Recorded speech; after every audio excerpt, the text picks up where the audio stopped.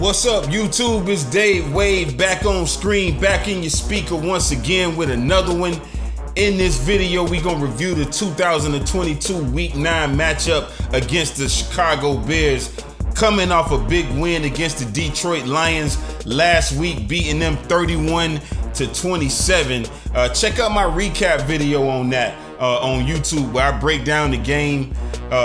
We still in the Midwest at Soldier Field, looking to go 6-3 after making trades before the deadline to add edge rusher Bradley Chubb, running back Jeff Wilson, and O-lineman Lamont Gilliard, which I talked about on the previous video. And the Bears, on the other hand, they 3-5, and they got a lot of noise around the organization right now, both positive and negative, because of the recent moves that they made. The locker room right now over there is chirping because some players, they may not even play hard just based on the moves that was made, because they traded with the Pittsburgh Steelers for wide receiver Chase Claypool. And you could tell right now that they're all in on building an offense. That's why they added him. But, they left a lot of fans confused by shipping Robert Quinn to the Eagles, which is in your conference. Why not ship him to the AFC if you're going to do that, if you're going to trade him? But they traded him to a potential threat that they have to deal with in their conference, which makes no sense. And then they shipped linebacker Roquan Smith to the Ravens, which I'm mad about, because the last thing we need is them turning Roquan Smith into a new version of Ray Lewis. We already beat the Ravens. You could tell they trying to solidify their middle, but we added a defensive player as well. So it's a lot of counter moves being made. This is chess, not checkers. So a lot of these teams is looking at what other teams are doing, and they making moves based off of that. So, we were rumored to potentially be acquiring him earlier this season, but we invested in the Bradley Chubb instead. Either one, they both monsters, so it really don't matter. They both play like beasts, colossal on the field. So either one, you can't go wrong, but I'm glad we added Chubb. Their new head coach, Matt Eberflus, he's respected around the league. And, he was sought after by a lot of teams before taking a job with them. And he's trying to build an offense for quarterback Justin Fields right now. He's a defensive coach, so it's going to be a different type of chess match. The last game, it was kind of an offensive chess match between Ben Johnson and Mike McDaniel. This time, it's going to be a direct matchup of Mike McDaniel versus Matt Eberflus, who I think he's calling the plays for the Bears. I'm not sure if he is assigning those duties to a coordinator, but we'll see. And you could tell that, look at their weapons that they got now, versus what they had in the beginning of the season. They got Claypool, they got N'Keal Harry, who they picked up from the Patriots. They still got Darryl Mooney, who's going to have to worry about. Somebody's going to have to cover him. Maybe we could put Kader Kohou on Mooney.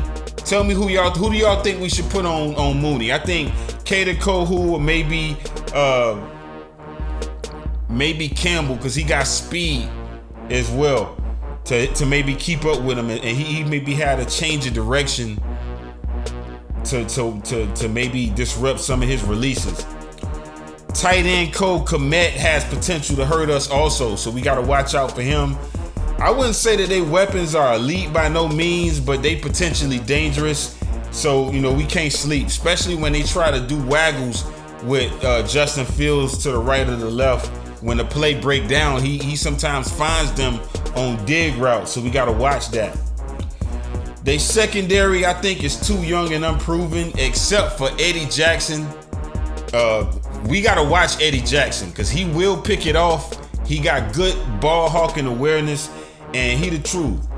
So, I think he's having probably almost a Pro Bowl season so far this season. But none of them could stop Waddle and Hill, I don't think. None of them are a threat, in my opinion. So I expect us to have a high-scoring game against them. I think we should have about 30 points this game. Let's take a look at the last two times we played them. 2014, we got off to a slow start this game when Tannehill was sacked by Ratliff on this first play from scrimmage, but then we tightened up and Tannehill threw for 277 yards and 2 touchdowns. And, we got back on track with a 27-14 victory over the Bears this game.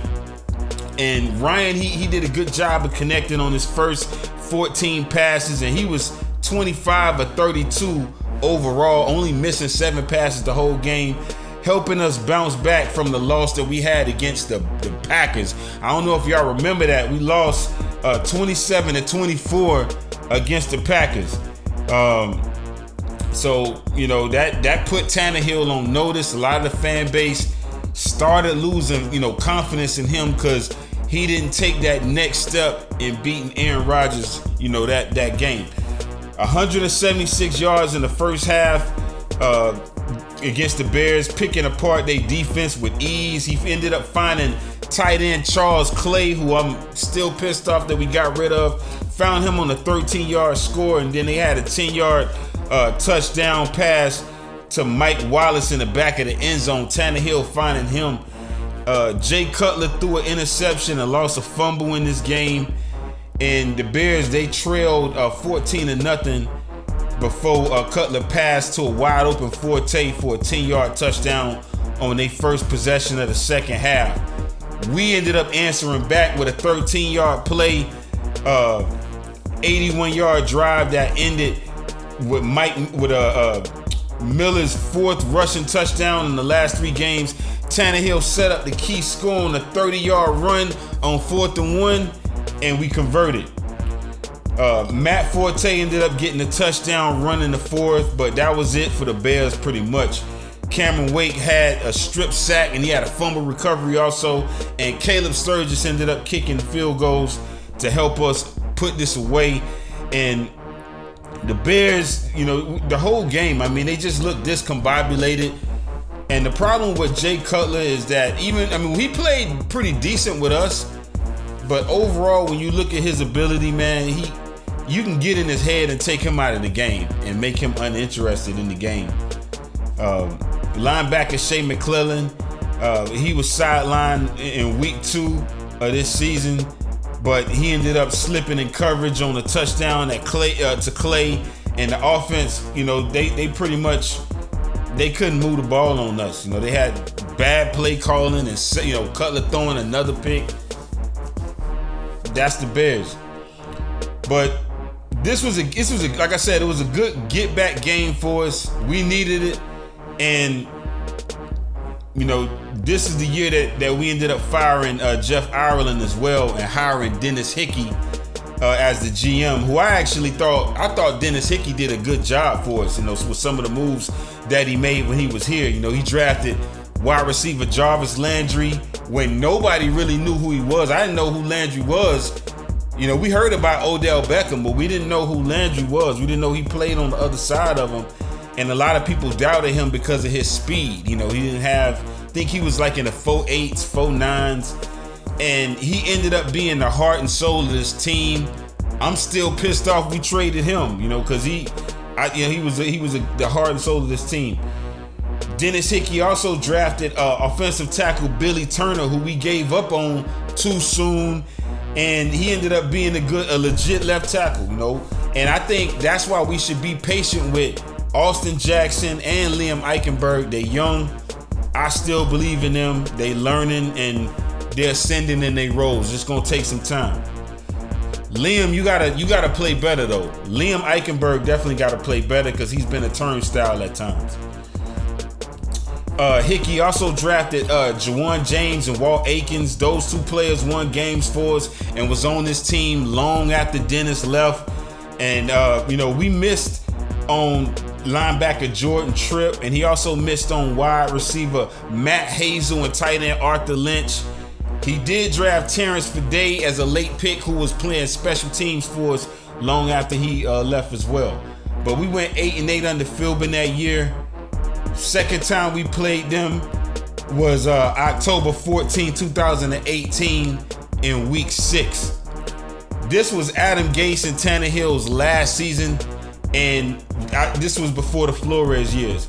At this point in this season, we was 4-2. We actually played pretty good in the beginning of the year.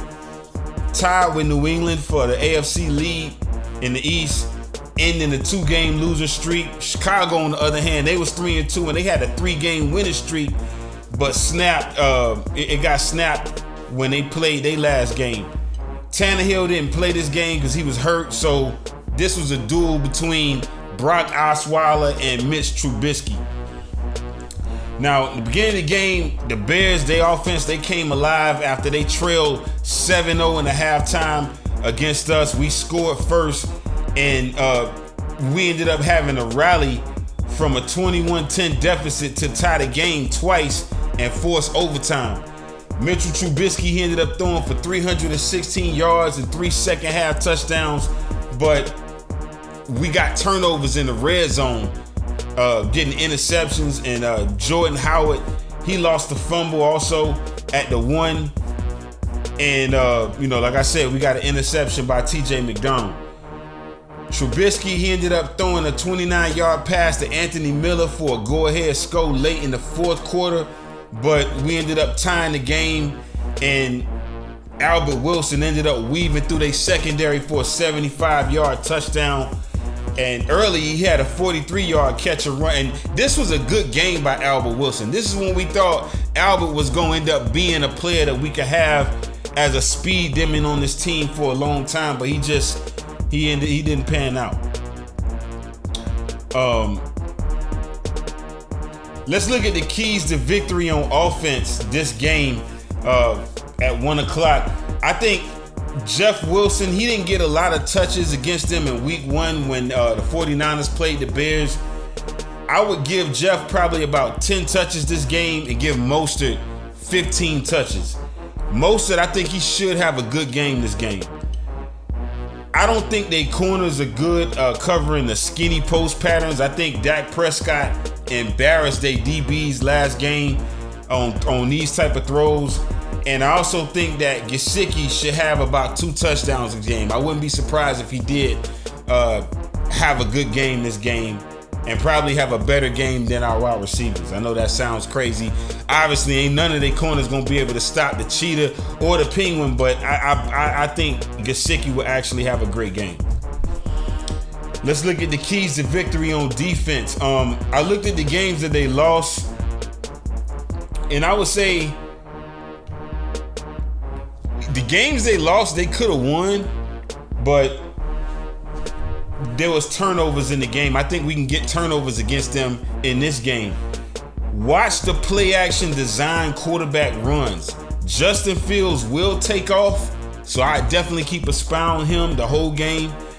And I would also say we could take chances this game jumping the routes against their wide receivers. I would say watch the curl routes. If he throw those, we can get interceptions on those, because I don't think Fields has good anticipation throwing the football yet. They running backs, I would say go for the strip. Go for the strip against their running backs, because they have a hard time holding on to the ball and gain tackle for sure.